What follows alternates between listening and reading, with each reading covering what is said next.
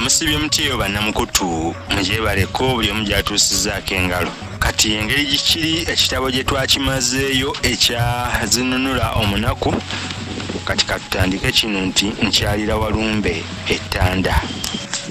Abantu bonna olwamala okwabya ennyimbe z'abajjajjange nga basibamu byanguwa ng'omusulo bamalamu, nasigalawo mu kayumba akaali akajjajja n'obunaku bwange.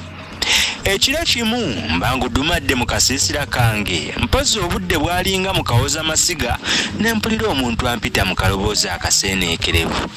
Nange saasooka kumwanukulirawo, n'ayita nga nze ngubye. Nagenda okuwulira ng'eyali ayita atandise n'okukiikiitanya oluggi lwange olw'emmanju. Mu kiseera ekyo nzenna najjula okutya. Luno ne ndowooza nti nno obudde bunkuliridde. Nange saali mubi nga ntandikira ddala kwenyweza. Nalaba omusajja mpekera takoowa era nga nsibyeko nyaakanyaaga kwe kuyitaba. Kyokka nga ngezezza ku ddoboozi amanye nti nange nali musajja w'amaanyi. Mu kiseera ekyo nali ntudde ku kiriri kyange era nga n'effumu eryali erya jjajjange lindi mu ngalo. Kyokka nga lwakwegumyagumya naye nali ntenguse. Naye nno bwe nayitaba omusajja yali ayita n'asirikira ddala okumala akabanga. Nange omukka ne mmirira ddala nga maliridde ti bwe kamutanda n'amala ayingira mu kayumba kange ffenna mirambo. Nga wayiseewo akabanga katono omusajja yali ayita n'aŋŋamba nti nze munnange ndi ntumwa era Walumbe ye yantuma ng'akwetaaga mangu nnyo ewuwe Ttanda nti era zibamu ebyanguwa otandike okulamaga mu nnaku nga 2 zokka. Omusajja olwamala ebyo saddayo kumuwulizaako, yandeka ndi awo ntongojjedde ng'azadde ekifudde. Awo nali ng'aloota. Ttanda ewa Walumbe gye yali aŋŋamba okugenda nze nga simanyiiyo okuggyako okuwulira obuwulizi ng'abakulu banyumyayo. Awo ne ntandika okujugumira, akatuuyo ne kanzika, emmeeme ne ntundugga, enjoka ne zinsalirira, amangu ago ne ngwamu n'ekyawa kayima. Ne njagala okufuluma ebweru naye ate nga nayo ntyayo. Naye bwe nalaba nga sikyasobola kwegumiikiriza ne nkwata effumu lyange ne nfuluma. Mu kiseera kino akeezi kaali kaaka bulungi ddala era ng'ebweru yonna teri kanyego. Nasooba mpola mpola ne ŋŋenda neeyamba. Naye mba nkomawo bwe nti ne mpulira ekintu ekyewuttula wansi nga kiva mu mukookoowe ogwali emmanju w'enju yange. Amangu ago ne neesisiwala. Gye nakuba amaaso nga ndaba olusolo olunyaamuuka nga lulimu amagondogondo. Lwalina amaaso nga galinga emmunyeenye era nga ku mumwa gwalwo kuliko obuswiriri ng'obwa kkapa. Konze nti wano wafiira muloge nga nteekako kakokola tondeka nnyuma. Ngenda okwefubutika akayumba kange nga sikyali muntu. Effumu lyagwawo mu mulyango eryo saalifaako nga nzirira gasiki nga ngayegeka luggi. Awo nga nzirayo ku kiriri kyange naye nga nze nanninga omuyiira amazzi. Okuva awo saddirayo ddala kukomba ku mpeke ya tulo. Nalaba biri bityo nga mu nnyumba nkumamu ekyoto nga nteekamu agasiki ga nammogge nga gateta. Nange nga ntuula awo ku kyoto nga ndowooza ku bigambo by'omusajja oli nga nabyo sibimala. Bwe navanga ku ebyo ate ne ndowooza bajjajjange abaagalwa ennyo abaali bambuzeeko wamma olwo amaziga ne gakka. Ndowooza singa nali mukazi mu kiro ekyo nanditemedde ddala emiranga kubanga nalabira ddala ng'ennaku endiko etuukidde ddala ku ggumba. Enkoko zigenda okutandika okukookolima nali nkyatunula. Buli kantu akaakubanga ebweru nga kankubira mu mutima anti nga ndowooza nti lwe lusolo luli. Obudde bwalinga mpozzi empawu we zibuukira, empewo ey'amaanyi ennyo n'etandika okukunta. Eggulu ne libwatuka ate nga bwe limyansa. Enkuba namutikwa n'etandika okutonnya n'ebanga eyali egenda okuggwa mu ggulu.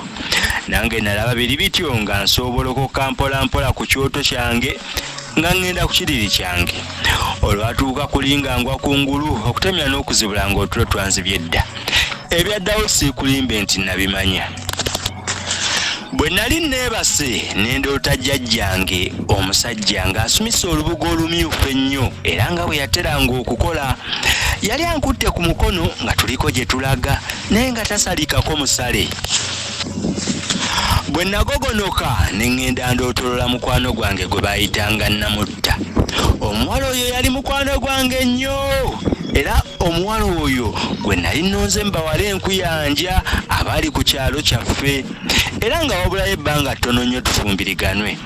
Okuva ewaabwe okutuuka ewaffe waali wawerawo akabanga. Amangu ago ne wanulayo eriggo lyange eryaliko ekitottolima ne ntandika okunyegera, naye awo nga mu makola g'ebyeggulo ne ntuuka. Namutta namusanga ali mu lusuku anoga ntula ezaali ez'okulira ku kyeggulo. Yasanyuka nnyo okundaba era nga bulijjo bwe yateranga okukola. Twali tumaze akabanga nga tetulabagana kubanga yali agenze ne kitaawe enkulu e Bunyama okwabya Walumbe. Namutta olwamala ebyabaliko mu lugendo lwabwe nga nange ndumuviira ku ntono nga mulombojjera byonna ebyandiko mu kiro kiri eky'entiisa. Mu kiseera ekyo twali tutuddeawo ku mugogo ng'era tutunuuliganye. Namutta yali muwala muwanvu mpozzi nga tujula kwenkana oba nga musingako katono. Amaaso ge gaali matonotono era nga gamalirawo. Ebiseera ebimu yajjangako akamwenyumwenyu kyokka nga bw'asunguwala tasalikako musale, era ng'abalenzi b'okwo bonna bamutiira ddala. Yalina akaloboozi nga katono bulungi era nga bw'alya mu ndago toyagala amale. Yenna nga muwala wa kitiibwa era olw'empisa ze ennungi ng'otaddeko n'eggonje bwali era wamu n'okwagala bye yalina byonna byampaliriza okumalirira. Olwamala okumubuulira byonna nagenda okulaba ng'amaaso ge gatangalijja, okutemya n'okuzibula ng'amaziga gatonnya. Mpozzi nno oba oli awo ye yali ategedde gye ndaga. Nagezaako nnyo okumusirisa era nga mugumya nti ŋŋenda kudda mangu, naye nga nfuuyira ndiga mulere. Ate amangu ago ŋŋenda okuwulira nga nange amaziga gampitamu, wamma ggwe ne gujabagira. Bwe yamala okuweeramu akatono ne ndyoka musiibula. N'agalamira ku mubiri katono n'anteeka omutwe gwe mu kifuba, emikono gye n'agizingiriza mu bulago, ate wano ng'amaziga gafukumuka buto. Waayita akabanga katono ne nnyimuka era naye n'ayimuka. Wano ne musiibulira ddala kubanga mu kiseera ekyo n'enjuba nayo yali tetulinda anti ng'eri ku mbiro mpitirivu etera esaba ebiwata ewa Kiwalabi. Wano munnange yansabira emikisa emirungi era nansuubiza okujjako ewaffe nga sinnatandika lugendo lwange. Enjuba yali eggwerayo bw'eti mu nnyanga era nga n'oluwewo olw'akawungeezi lufuuweeta bulungi n'enkyusa okudda ewaffe. Namutta namuleka ali awo ayimiridde era nga ntunuuliranga bwe ŋŋenda. Natunula emabega enfunda nga nnya era nga ndaba akyayimiridde awo. Ku mulundi ogwasembayo namuwanikira omukono era naye nampanikira. Agamulabako ku olwo munnange oyo ge gaamala okutuusa ne leero. Nasejjerasejjera mpola mpola n'eriggo lyange okutuuka mu kayumba kange ng'obudde bukunidde. Ekyeggulo kwolwo saakikombako ng'omwoyo gwange gwonna guli wa Namutta. Kyazira kugwa ku kiriri kyange ne mpulira ng'omutwe gumbobba okukamala. Amangu ago nga nzenna n'amaanyi ganzigweddemu. Ekiro ekyo nasula nkaaba kayirigombe anti nga Walumbe antunuza bikalu. Nabukeereza nkokola anti nga nzenna neekaniikiridde ng'akayonso obubiri nga ŋŋenda wassenga kumutegeeza ku bulwadde obwali bunkaabya akajiijiri. Bwe natuuka eyo nga munnyonnyola nga Walumbe bwe yampita. Olwabisirisa nti nga naye amaziga gamuyitamu. Luno ne manyira ddala nti obwange bukuze. Okugenda okugezaako okuyimuka we nali ntudde nga sikyasobola. Awo bansitulawo obusituzi leero nga sikyalina nagezza. Senga aleese ku mmumbwa ye namugirano ansiriddeko naye nga nnyabo wange akoowoola abombye. Enkoko zaali zikookolima ekiro ekyo. Nagenda okuwulira ng'emiranga nti agenda. Mazima ddala nali ŋŋenda anti olwo okusitula kutuuse. Obudde okugenda okuvaako eddiba nga byensiba bikutuka. Abantu kakwesumba beesumba, wamma ggwe ng'ekiri awo kitokota sikisaanikire. Enkeera y'olunaku olwo abantu bonna olwamala okulya ekyemisana era nga bonna embuto zibali mu mannyo nga batandika kumperekerako. Bansibirira n'entanda era ne bampa n'ebirabo bingi nnyo ng'omwo mwe muli embugo eza kimote, ebitentegere era n'emisala. embugo zonna bazinsumika kubanga mu nsi bwe nali ŋŋenda okuyita nga temuyitwa muntu yeetisse mugugu oba wano abamu mukitegeera akubiramu akafaananyi nga bamusibye olwo afuuse mulambo bamusibye embugo kyekifaananyi kyagezaako okkuba olwamala ebyo byonna nga batandika kumperekerako abamu bagendanga batema emiranga abalala bavuuvuuma wamma ggwe ng'oluli awo olugeraageranya n'olwali ku njovu ekavumba naye nga buli we bayita bagenda basaatuuka busaatuusi era ebisimba ebyali awo byonna byayonooneka bampisa mu kaalo akayitibwa Ntembo kaali kaalo katonotono era ng'omuddo gwamu mumpi ddala mwalimu emiti emimpi ennyo egiyitibwa emitooke olw'okuba ng'akaalo ako kaalimu omuddo mumpi nnyo ate nga temuli makubo gankalakalira buli muntu yeeyitiranga buli we yayagalanga twatambulira ddala mukungujjo okutuusa lwe twakamalako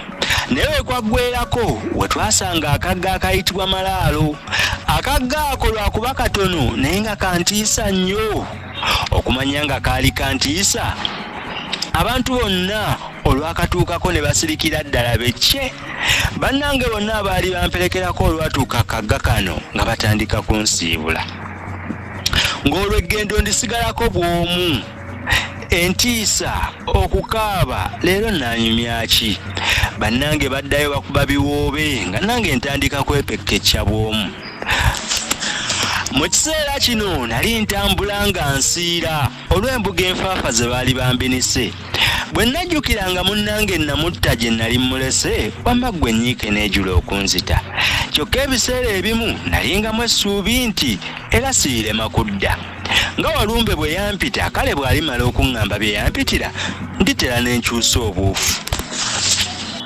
kale olwaleero katukomaawo enkya tujja genda kusuula endala egamba nti mu kaalo ntaana kino kitiisaamuuko naye kinene nnyo mbaagaliza olunaku olungi.